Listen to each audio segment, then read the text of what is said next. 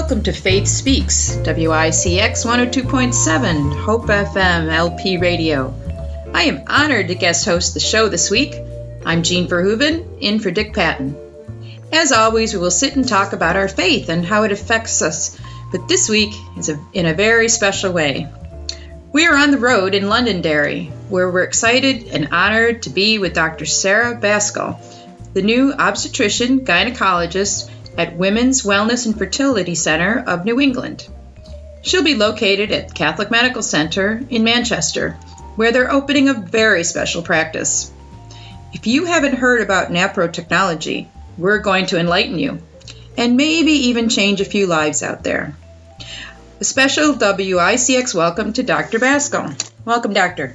Thank you, Jean, for having me. It's our pleasure. It's some very exciting things that we need to talk about today. So can you tell us about your new specific practice opening in Manchester and how it differs from other typical traditional OBGYN offices?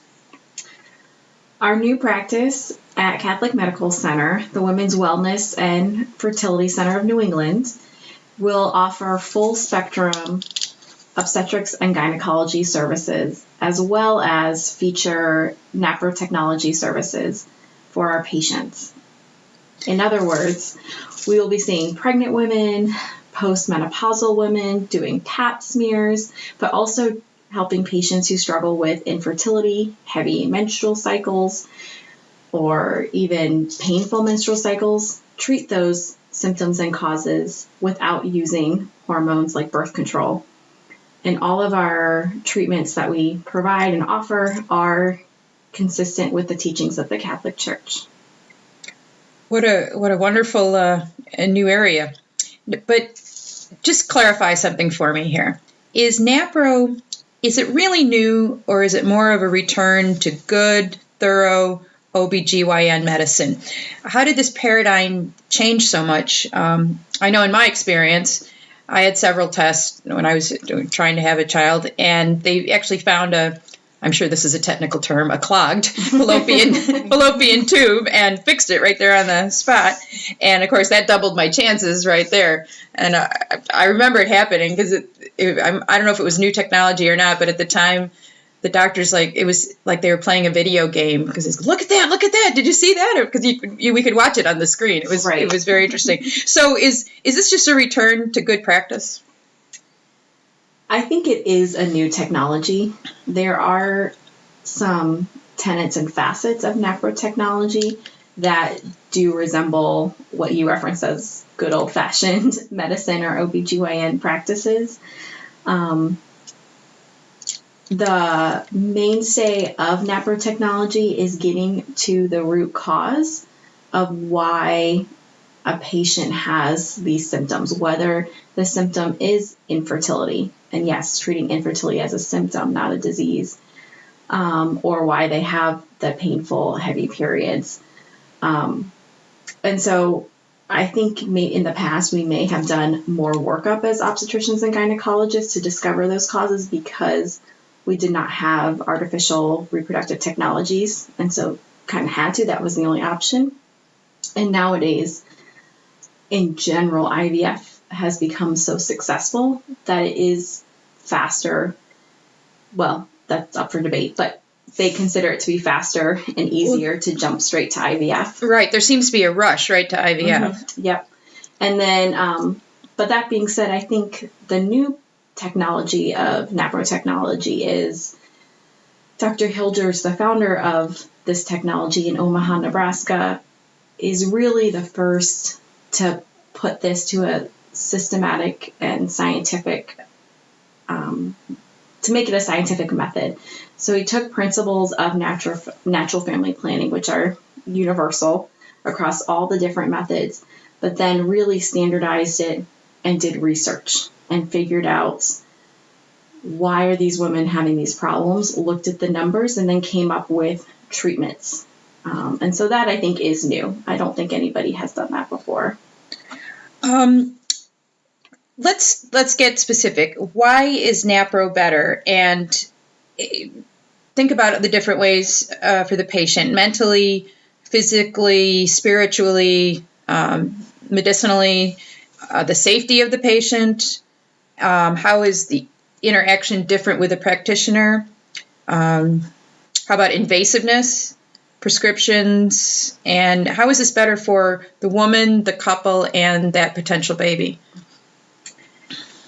Obviously, NaPro technology treats a lot of different conditions, but for example, for treating infertility, we'll start with that example. It's healthier because, again, it treats the cause, and so it doesn't just treat the symptoms. So frequently, for example, for patients with endometriosis, it can be a very debilitating condition where patients have pain during their periods, have infertility. In mainstream obstetrics and gynecology, we simply suppress the menstrual cycle to try to treat the symptoms to make them have less pain. That doesn't help you if you want to get pregnant. You can't get pregnant on birth control pills. Well, you can, but rarely. But it's much harder. And so the woman ends up feeling healthier because we're actually treating the root cause. That's one part of it. Secondly, she can feel comfortable that all of the interventions she's doing are consistent with her faith if she is Catholic.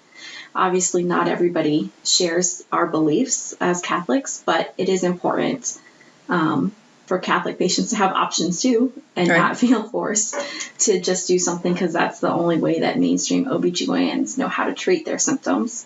So it's better than the birth control pills because it's a treatment that she can feel comfortable with. And then I think scientifically with infertility, with IVF, there are lots of risks to the woman and to the couple, and even for the baby or babies. There's a very high rate of multiples with ART, artificial or assisted reproductive technology. And that is decreasing because there's been a lot of public pressure on infertility doctors to not implant so many embryos, but that families often pressure the doctors to implant many embryos because it's so expensive. It's like a one-stop, we got to get as many kids as we can because it's so expensive. But IVF is very difficult on the woman. She has to undergo several, invasive procedures to retrieve the eggs, a lot. And hormones first, right? Yeah, and when the hormones first are very strong, they have to undergo very intense monitoring to do this in the office. And sometimes they can even end up in the hospital because of side effects from ovarian overstimulation. Do you use hormones at all in NaPro? We do use hormones. We don't use the same hormones that traditional infertility doctors use.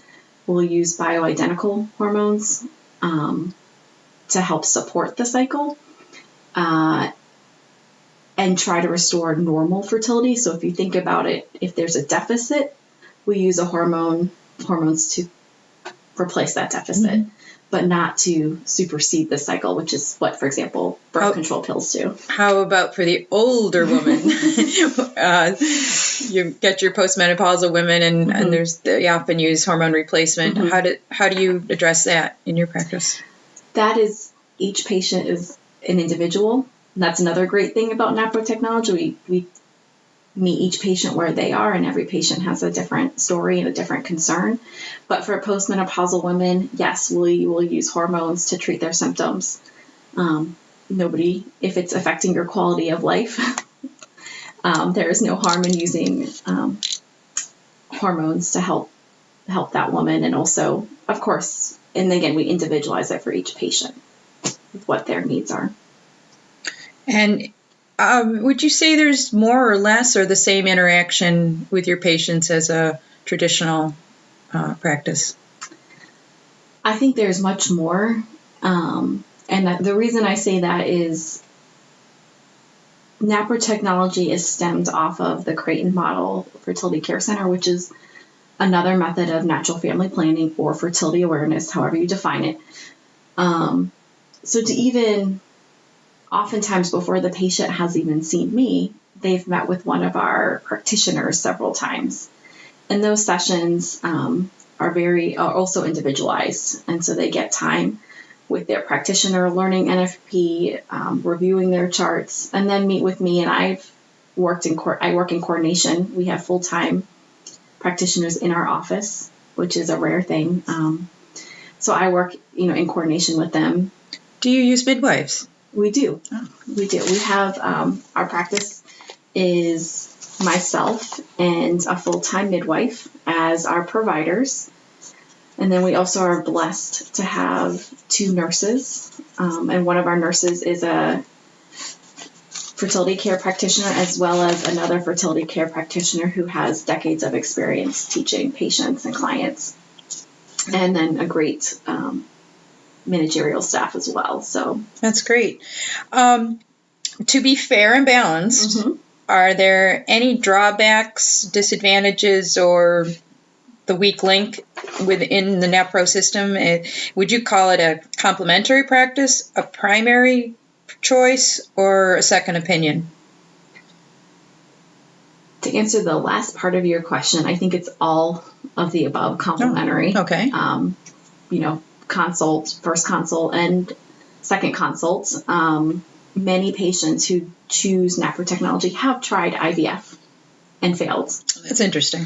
So that's actually quite common. And while we don't endorse IVF or artificial birth control or contraception, we will happily see any patient who has used those methods in the past and is looking for an alternative, because we believe our alternative is safe and effective. But obviously, we hope that people come to us first before they go to the ART route. Right. And then as far as disadvantages, it's not a quick fix. But I think IVF is not a quick fix either. That involves time and money as well. So understanding that the first part of the treatment, but the first part of our treatment or plan is not necessarily even treatment. There's no magic pill. It's figuring out why are you having these problems. And so it's important. But most patients, I think, come in wanting that. They want to understand why, and they're willing to kind of put in the legwork to figure that out. And ultimately, I think it's a shorter route to spend 1 to 3 months figuring it out before jumping into. And you also will look at the husband or the potential father, won't you, if you can't find the problem with the mother? Actually, we'll look at the father right away. Oh, right away. Right away, because male infertility is real. And and oftentimes there's multiple causes of infertility. So I think it's important to get the full picture again to diagnose. And a lot of older women, older, I mean, not 20 anymore, are looking to have babies later, post-career or during their career or whatever. Let's compare. You got your good old-fashioned rhythm. You've got NFP, natural family planning, and then you've got NaPro. I know we use natural family planning, but I also had an ovulation meter, which helped a lot. It was easier than doing the temps and the mucus and all that stuff, but we did that too. But it was a nice backup just to stick the stick in the meter and know where we were. So how did the 3 compare, success rate or failure rate or convenience? It's not like comparing apples and oranges.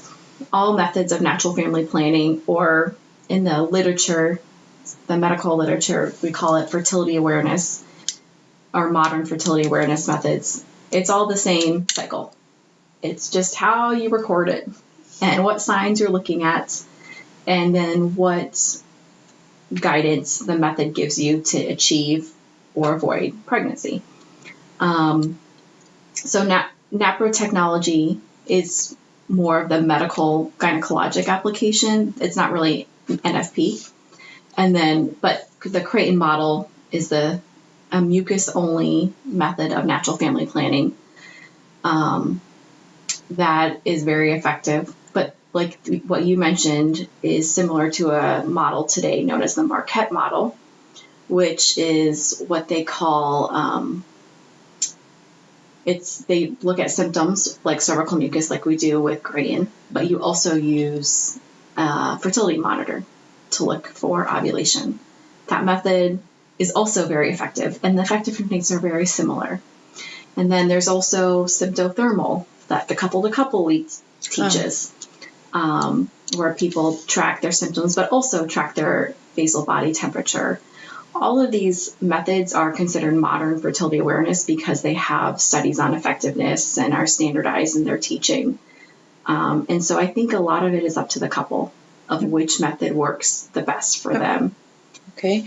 What are the priorities, would you say, of most NaPro candidates? And do you market to non-Catholics as well, and why?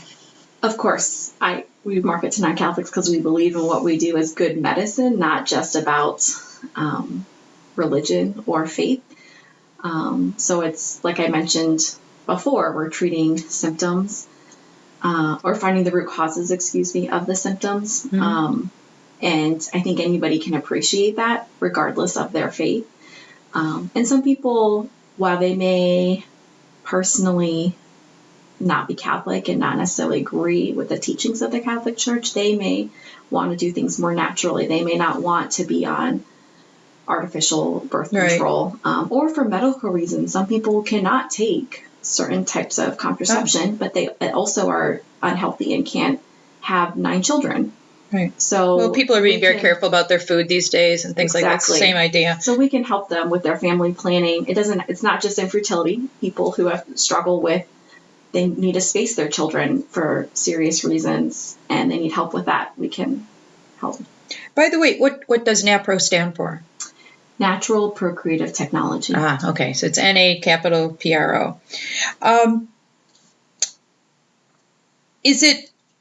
Is it desperation, denial, or ignorance, would you say, that leads a lot of Catholics to go bang right to IVF, with or without realizing the potential death of or storage of conceived life?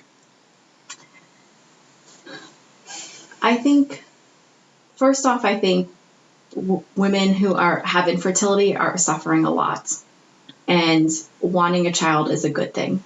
And men too. And men too. And wanting a child is a beautiful, good thing. And so the path to IVF is coming from a good place, ultimately, even if it's completely misguided. And so I do recognize that there's nothing wrong. It's a beautiful thing to want a child. That being said, first of all, I think most patients don't know that there is an alternative like NaProTECHNOLOGY. And so they think it's their only way to have a family. And we also do make it hard to adopt in our culture, in our society. And so that route often isn't seen as a viable option either, unfortunately. And I think that's another thing that we can do as Catholics is really support that as a viable way of family building. And then, yes, I do think ignorance of what is all involved in IVF, of how much destruction of life goes on, and how ultimately the woman is really being used and the family being used as objects during the whole process and they're not treated as a family unit. Aren't there millions of frozen embryos out there?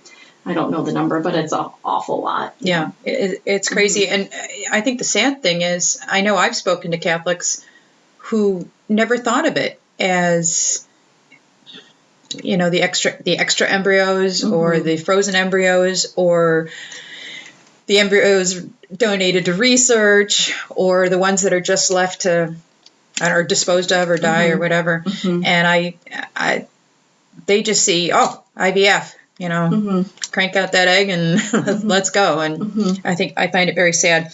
I know there used to be a procedure called GIFT, GIFT. I hope you know what it stands for because I've forgotten. But is that still used, and does the church still accept it? GIFT refers to gamete intrafallopian transfer. That's it.